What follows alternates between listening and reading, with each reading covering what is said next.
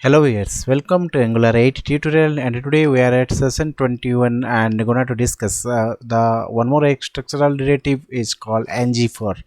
So earlier we have gone through ngIf derivative. I would say kindly go to my previous tutorial because there is one dependency with ngIf as well. We are using in our upcoming example along with ngFor. So let's start with.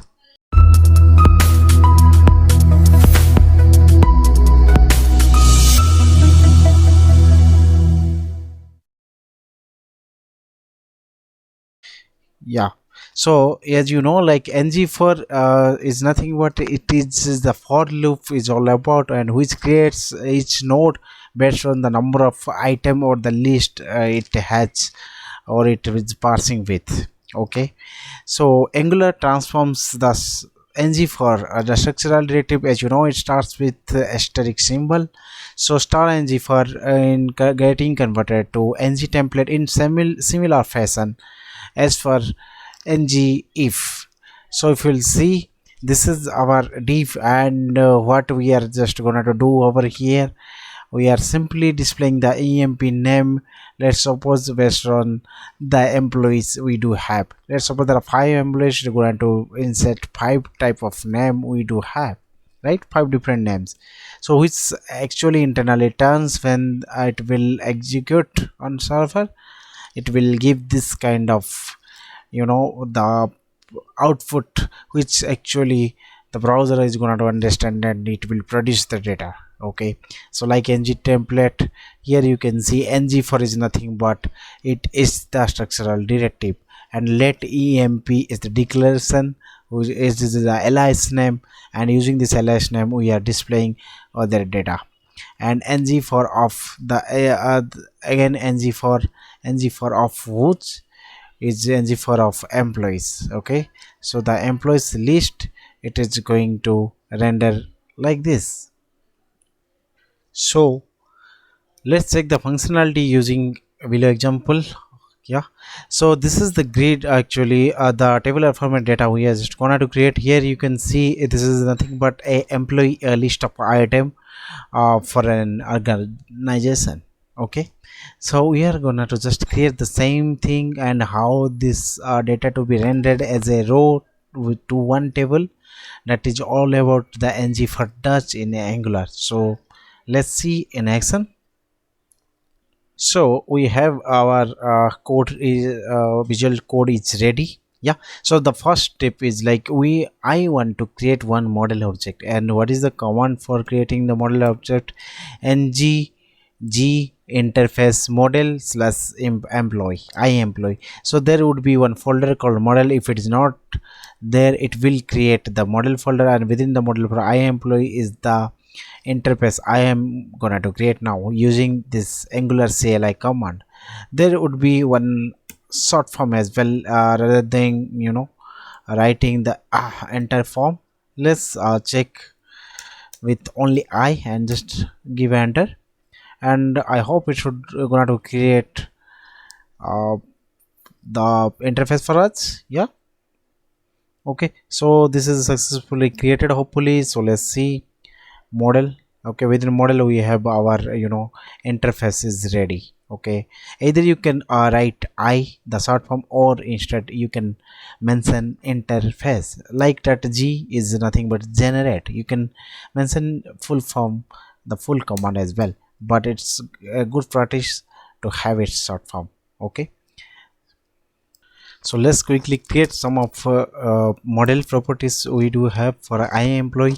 Basically in interface of Angular, it contains there is no concept actually I would like to highlight in Angular, but what means there is no concept of interface, but what interface does basically, it simply uses to have some model or the method to be created so that the dependency injection can be easily implemented. But in our example we are just creating some of properties for data binding. Okay, so you can see here employee ID, employee name, gender, email ID, and department. So I'm creating these 5 properties for employee object. Okay, Now the what is our next step? Okay, next step is like we need to create one more component which will be the child component for this parent f component. The child component will be responsible to load the list of employees. So let's create a component called employee list. What is the command of for create a component? G for gender, C for component. Within employee folder you can see there is no folder called employee, but I am gonna to create employee. Within that employee list would be your employee component. Okay, so let's go ahead and just create it.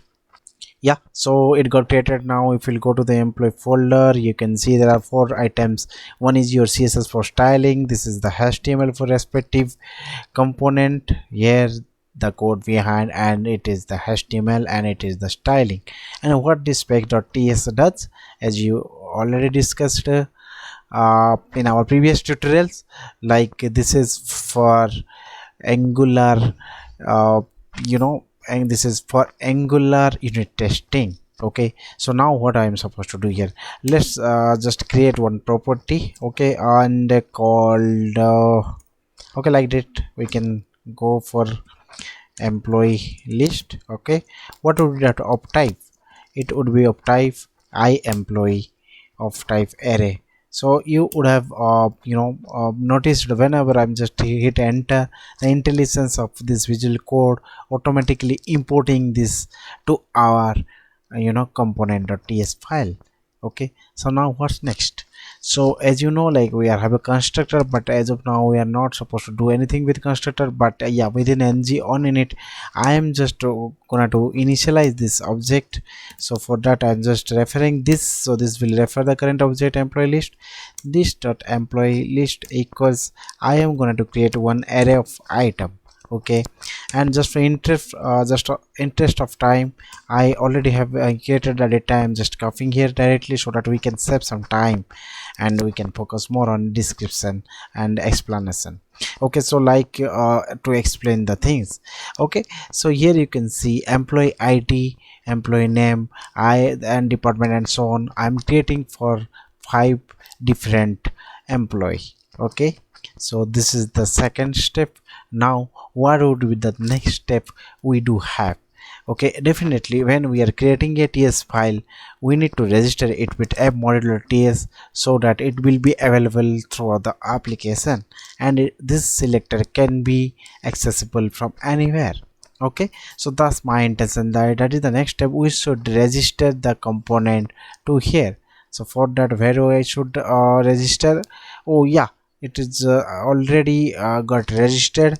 Okay, like that in declaration we need to register. If it is not there, you simply type it. Okay, let me remove and recreate for you so that you will understand. Let's suppose it is not there, then how you are gonna do create? When I just created it, it auto registered. Okay, so here I want to register my employee list component and hit enter. Again it will import from the physical path, and here we are declaring, so it will be available. Yeah, so yeah, like now we have created our .ts file with the data we do have, and we do have registered with app module.ts. What is the third step? Definitely we need some ui component to render the data. As we saw in our ppt, we need to do something like this. Something like this we need to render in a tabular format. So let's go ahead and just create the html for it.